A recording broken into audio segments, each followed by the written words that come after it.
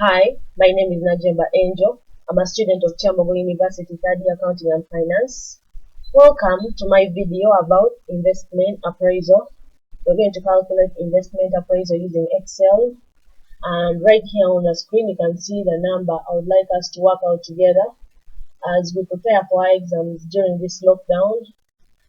So I'm going to go through the number very fast, then we're going to do it together. Yes, so let me start. Keda Industries Limited, Lot 37, Spire Road, Jinja, PO Box 214, Kampala, Uganda. Manufacturing Company Limited is considering investing in a project that requires an initial outlay on equipment of that amount, on land and buildings of that amount. The project is to last a period of 12 years and expected to produce product meloni that will be sold at that amount per unit. The project plan is to produce 27,000 units of the product in the first year with an annual increment of 29%. The equipment is to be depreciated using sum of year digits method, and the written down value at the end of the project will be the value recoverable at the end of the project. Land and buildings are not depreciated. The project costs, production and distribution are that amount and that per unit respectively, expected to increase at a rate of 15% and 18% per annum respectively, assuming that all production is sold in the same year and the inflation rate per annum is 11% in the first half of the project's life and 13% in the last half of the project's life. Required: A. Appraise a 32% discount factor project. B. Assuming a reinvestment rate of 24% in the economy, compute the MIRR. What is your decision if the inflation rate in the first half of the project life is 20%? Copy the information in A above to another worksheet. If an NPV of that amount is required, what price will be charged? Name the worksheet drop. Save your work as 3. Okay then. Hint: include decision criteria in your appraisal model. The cash flow currency is Ugandan shillings. Equipment life is 14 years and salvage is 1.4 million Ugandan shillings. As you can see, I had to read the whole question to the end because they provide these hints later on in the question, and if you do not get them at the beginning, you are going to fall into some serious trouble. So now first, these numbers are calculated using Excel. So you're going to go to your desktop and look for Excel. Mine is here pinned on the taskbar for easy access. So wait for it to load. Now these kinds of numbers are supposed to take 40 minutes or less. So we're going to make sure we work really fast. Make sure we beat the 40-minute clock because that's the time you're going to be given in the exam, nothing more. So Excel is loading. So you open a blank workbook. Now after Excel is done loading, you're going to insert a text box. Now the text box, that is where you put the heading of your work. It's like you're putting a heading. So you go to insert, text, then text box. Then after that, you drag. When you see that symbol, you drag. So you ask yourself, what are we going to name our work? I think we're going to call it Kyambogo Industries Limited Investment Appraisal Model. You can decide to make this neat, make it bold, center it, increase the size. There you have it. And then you can start answering the question. Now, one thing you should know is that when you're doing investment appraisal numbers, you're going to divide your work into 3 areas: the input area, the computation area, and the output area. And then in this case, in the hint, the products also include the decision criteria in our answer. So we're going to start with the input area. You're going to highlight 3 cells. After highlighting 3 cells, you're going to click merge and center, and then that's why you can type input area. Input area. So we can make this bold. Now, to save us some time, I'm going to write what is needed in the input area very fast so that we can beat the clock because we are working against the clock. So we're going to start with equipment. Since I already read the question,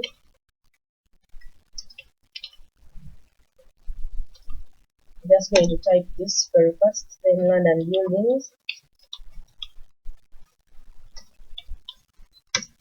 Then next we have salvage. Then we have life. Then we have production units.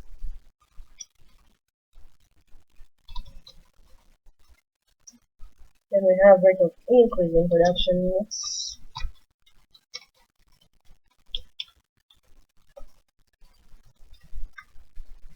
Then we have the selling price. We have the inflation for the first half of the project life, which is 1 to 6 years. And then we have inflation for the last half of the project life, which is 7 to 12 years. Then we have production cost.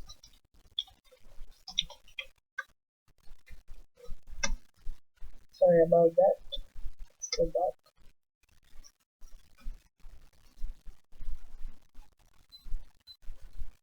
After inflation, we have production cost.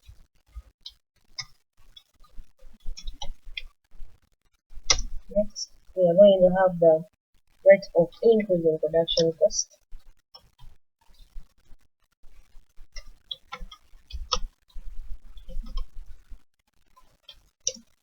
Then next, we are going to have the distribution cost and the rate of increase in distribution.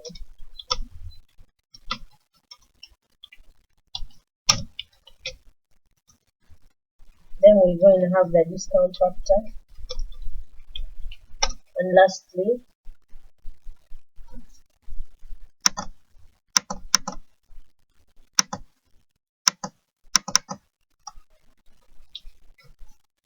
the reinvestment rate. There, as you can see, there are a lot of things to remember, so you have to really give these numbers time and read them. So now we're going to start filling in the values according to the question. So how much was our equipment? Equipment, Ugandan shillings, 145,400,000. So you fill that in, 145,400,000. Then we're going to land and buildings. Land and buildings, 61,400,300. 61,400,300. Then we have salvage. Salvage value was given in the hint down here. Salvage is 1.4 million Ugandan shillings. 1.4 million Ugandan shillings. And then the life of the project also in the hint is the life of the equipment is 14 years. Note, life of the equipment is different from the project life. Then production units, go back up. Production units produce 27,000 units.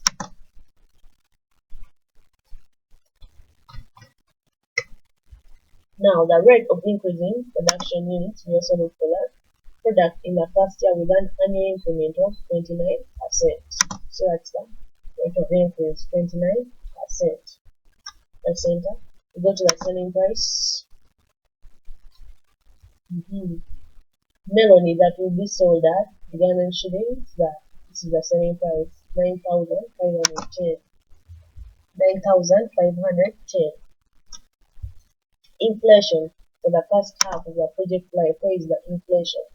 It's right here. First half, 11% in the first half. So it's 11%. In the first half. Sorry, I missed a cell here, so we are going to quickly insert one. Insert an entire row. Okay. No, I want that. Oh, insert it down. Insert an entire row. Okay. So here we're going to put inflation. For the remaining half of the projects. So this, we're going to get it in the question as 13% right here. 13%. Now production cost. Production cost, where are you? Production and distribution cost are that and that. So this is the production cost is 3330. Now what is the rate of increase in the production cost? Expected increase at a rate of 15 and 18 respectively. So that 15% is production. Yeah, we're going to have 15%. Sorry. Then we have that distribution cost, which is 1,770. 1,770.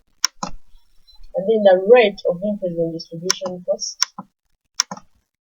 is 18%.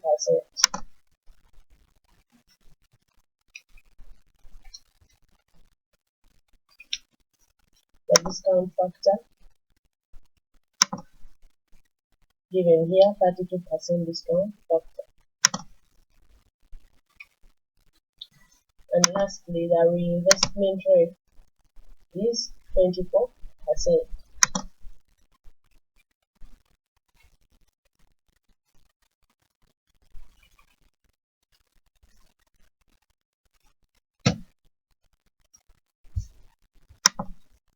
So as you can see, Excel has added percentages that I do want it to put on the production cost or distribution cost. So we're going to set that one out. This is 1,000 separator. Same with this, put the percentage. It needs to be 1,000 separator. Perfect. Now let's make these values readable also. 1,000 separator. Yeah, now that is your input area. We are done summarizing the question.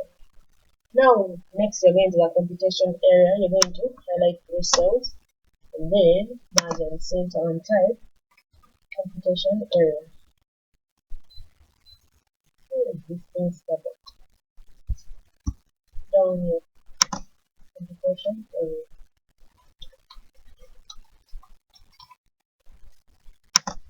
So we're going to make this bold. Now in the computation area, we're going to start with the period. Now period, what is the project like? Let's see. Period of 12 years. 12 years.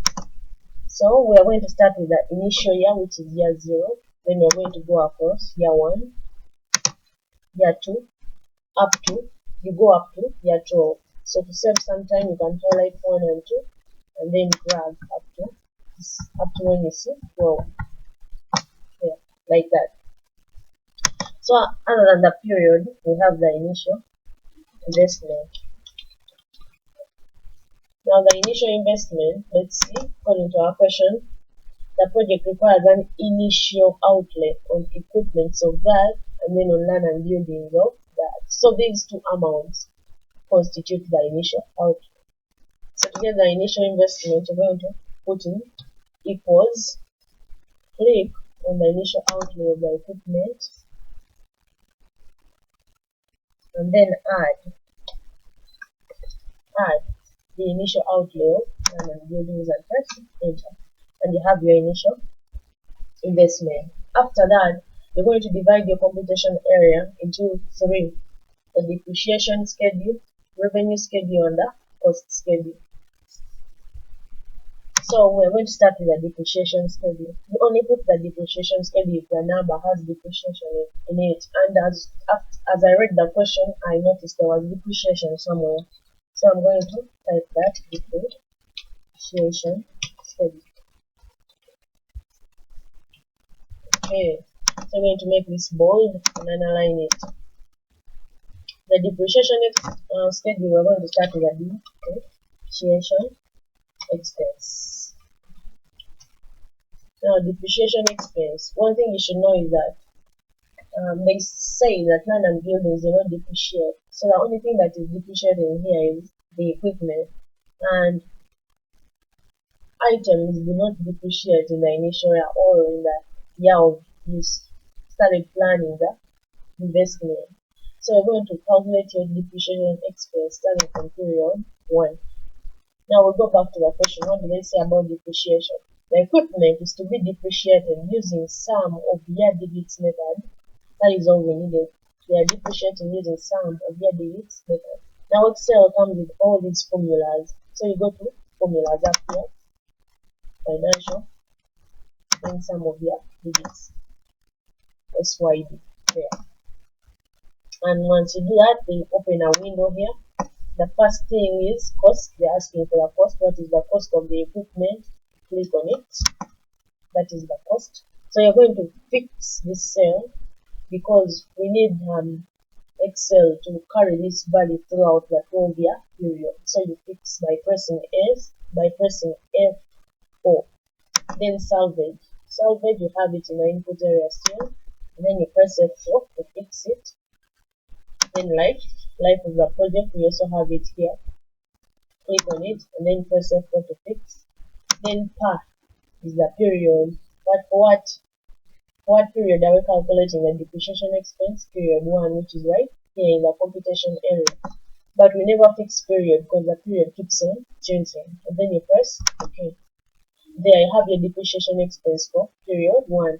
So for the remaining period, you're just going to drag this formula throughout up to 12, and this will help. Now you can increase the size of all these cells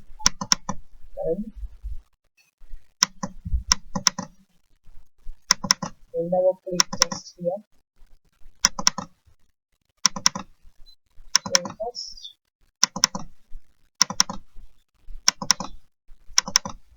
yeah, we have our values. Now you can remove this dollar sign by using the 1000 separator, just like that. Okay. Now after the depreciation expense, we're going to calculate what they call the written down value or the net book, what they call the net book value. Now written down value is always gotten by getting the cost of something minus the depreciation. That is how you get the written down value. Yeah. So we're going to start with the written down value in the first year. That will be equal to the cost of the equipment because it has not yet depreciated at all. So the written down value in the initial year is the cost of the equipment. Now the written down value in the first year, you're going to get the written down value in the initial year minus the depreciation expense in the first year, and then you press enter.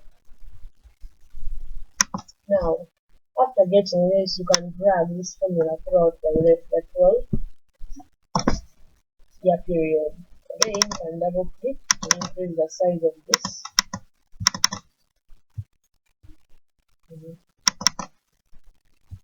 So that the hashtags disappear. So after getting the written down value, the reason why we calculate this written down value is because of this value here. We need it somewhere, and so we are going to highlight it so that we can refer back to it. You can use any color you want. So the depreciation schedule is done, so we are going to the revenue schedule.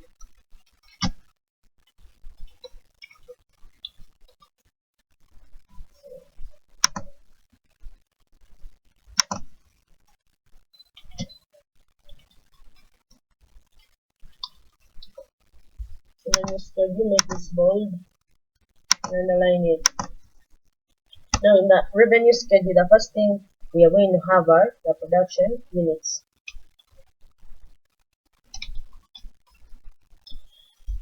Now for any project, there are no production units made in the initial year. So the production units will start calculating from the year 1. Then we go back to the question. The project plan is to produce 27,000 units of the product in the first year. So that in the first year, these are the units going to be produced with an annual increment of 29%. So in the first year, we're going to see the production units are equal to production units at 27,000. Then you press enter. Now the annual increment, how are you going to represent that? You're going to click on equals.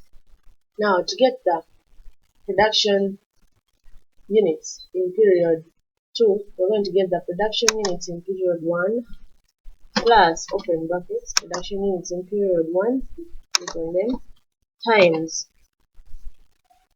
the increase in production units, which is that one. So we are going to fix that cell by pressing F4 and then we close the brackets and press enter. So after getting this value, now you can drag up to the end.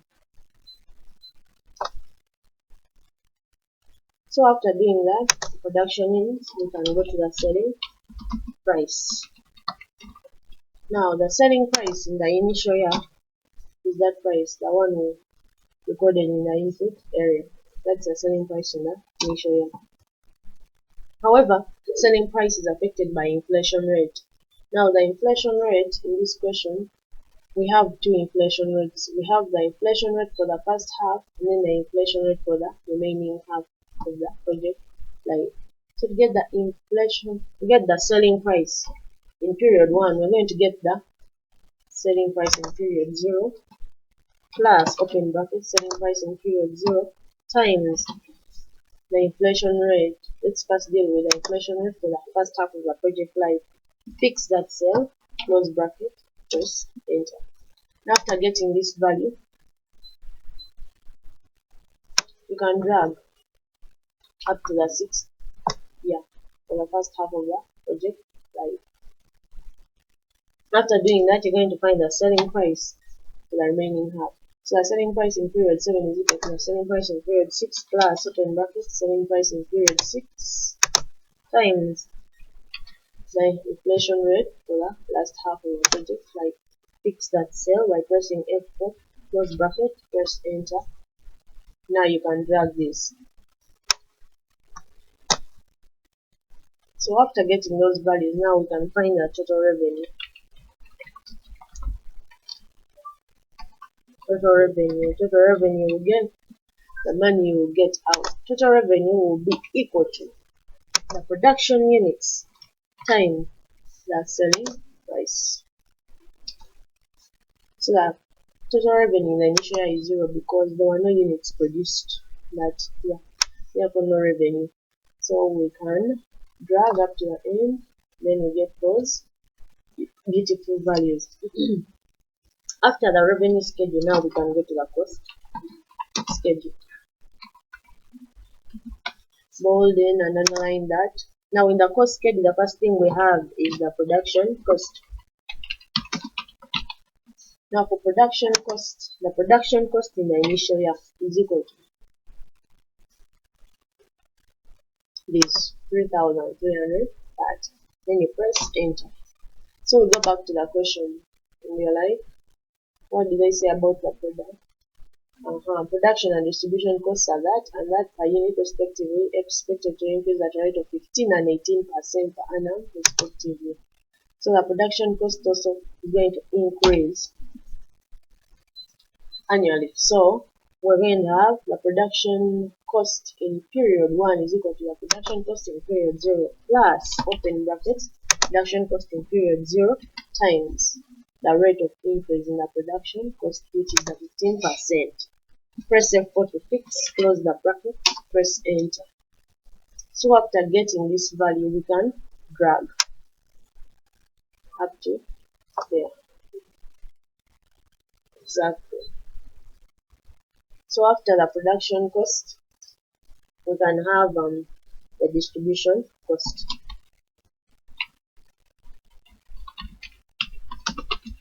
We're going to do the same thing as we did for production.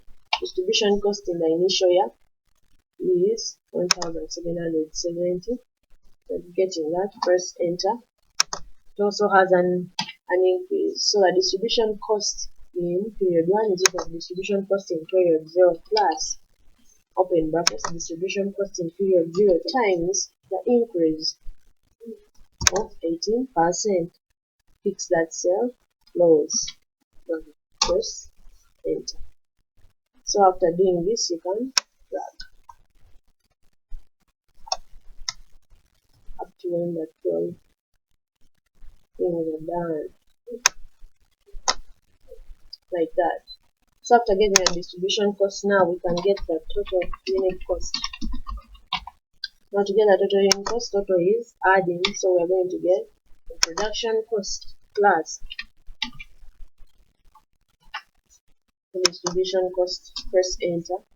So after getting this, we are going to drag this formula to the end,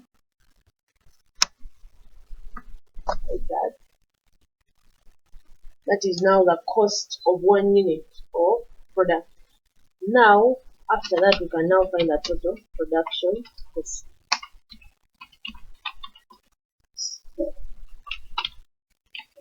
Since this is the total cost of 1 unit of a product, we can find the total production cost by getting that production units times the total unit cost. That was the cost of 1 unit. Now what's the cost of all the units? Press enter.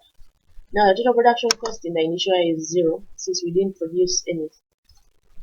So we are going to drag up to period 12 there, and that will be our value. So we can highlight like we did previously. We can highlight these two, make it green. You can make it any color you want, even this. So we can also do the same for the total revenue row.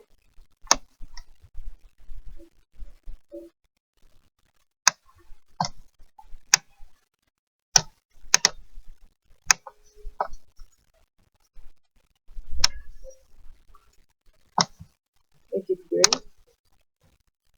Now after all that, now there is now we have to do the output area. Now like we did before in the input area, merge 3 cells, center, and then type output area. Now output area, we are going to do like a reporting of results. So in the out area, we have the cash flow schedule.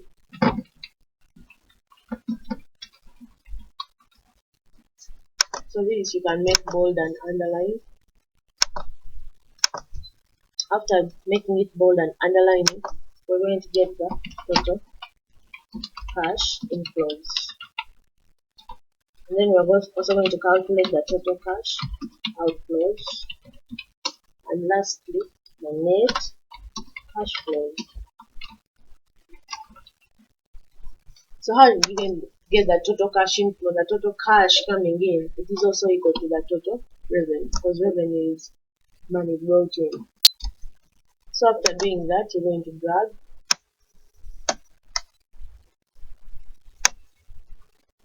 up to the final year. Now I'm going to undo that. Why? Because I'm going to undo that, sorry. We are going to drag up to the year 11. Why? Because the total cash inflow for the final year, year 12, will be the net book value that we previously highlighted, the NBV that we previously highlighted in year 12, plus that total revenue in year 12, like that.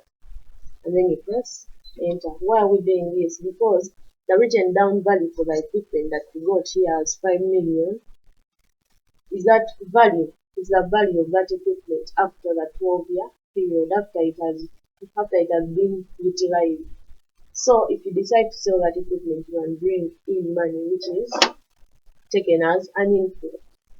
So you can see that is where the difference lies. Now total cash outflow in the initial year is equal to the initial investment. Remember, in the initial year, that is when you brought in the initial investment. It's money you used to carry out the project, and yet you didn't bring in anything. Now the total cash outflow for the remaining period will be equal to the total production cost when you press enter. So we're going to drag this to the end here.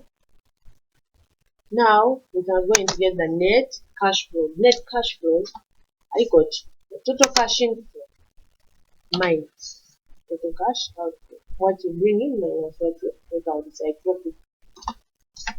So we expect the net cash flow in the initial year to be in negatives because money went out but no money came in. Now this formula is what we're going to drag throughout, and we see whether our business is really making profits up to the last. Yep, we have positive values afterwards. Now the cash flow schedule is done. Now if you remember very well, in the question, in a hint, they told us to include decision criteria in our appraisal model. So that's what we are going to do. You can merge two cells and center and then type decision here, right here. Wow. Decision. Now in the decision we're going to have three things. We're going to have the NPV, IRR, and MIRR. Now NPV, how are we going to get NPV? Excel comes with these formulas. In the formula bar, financial, then NPV. You look NPV, there it is. So they brought this window. The first thing we're supposed to fill in is the rate. Rate is the discount over one period. So what is the discount? It is the discount factor. Now the value. Here, value is a bit tricky. As you know, when you're calculating NPV, we use the net cash outflow and okay, we use the net cash flows. So we are going to get these values from period 1 of the net cash flows. We're going to drag from period 1 up to the last period. So after doing that, then we are going to add the net cash flow in the initial year to get the NPV. So there we have our NPV value. Very beautiful. Now the IRR. To get the IRR, we are going to do the same thing. Go to formulas, financial, IRR. Right there. Now in IRR, they only request you for values, and the values of the net cash flow. So you highlight all of them from period 0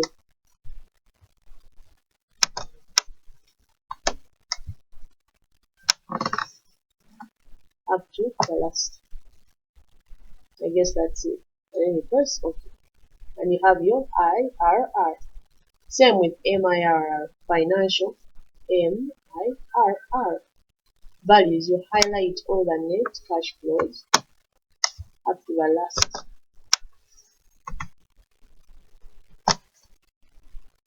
Now the finance rate, that is the discount factor, and the reinvestment rate, that is the reinvestment rate. Then you press OK. So you have our MIRR as 49%. Now this decision, we have to know whether with these values we shall accept the project or reject the project. So we are going to go to formulas, logical, and use if. If. So what is our logical test for NPV?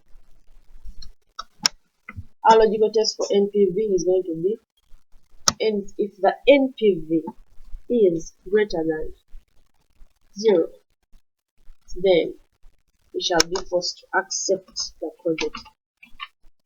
Make sure you put this accept in inverted commas, because anything that you don't put in inverted commas in Excel will take it as a formula or something deserving of a formula. And then if not, then we reject.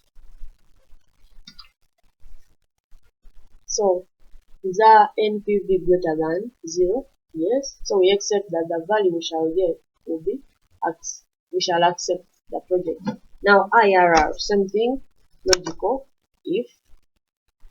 Now in this one, if the IRR is greater than the discount factor, look for the discount factor. That, as you can see, already 93% is greater than 32%. That's why you see here, true. Then, if this value is true, then we shall accept the project. However, if this value is false, then we shall be forced to reject the project. Then you press enter. So, project is accepted because IRR is greater than 93. Then we go to MIRR. Going to final logical if logical test if the MIRR still greater than discount factor, then value true, we're going to accept.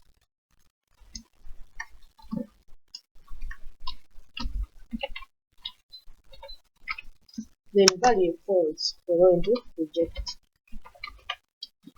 Then you press OK. So you can see 49 is greater than the discount factor, so it's set. Now we go and see part C of the question. What is your decision if the inflation rate in the first half of the project life is 20%? Asking if the inflation rate in the first half of the project life is 20%. Let's first look for our inflation rate now. The inflation rate in the first half is currently 11%. Now they are asking us what will happen if it's now it changes to 20%. This is like a scenario. So you're going to go to data, what if analysis, scenario manager. So now we are going to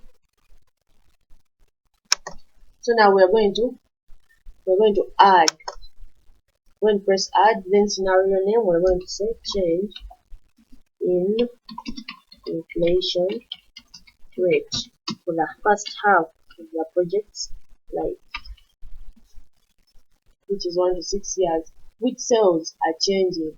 The cell that is changing is the one for the inflation rate. So we're just going to save time and go and click on it. Inflation rate for the first half, therefore that's the cell that is changing. Then we press OK. To what value are we changing this?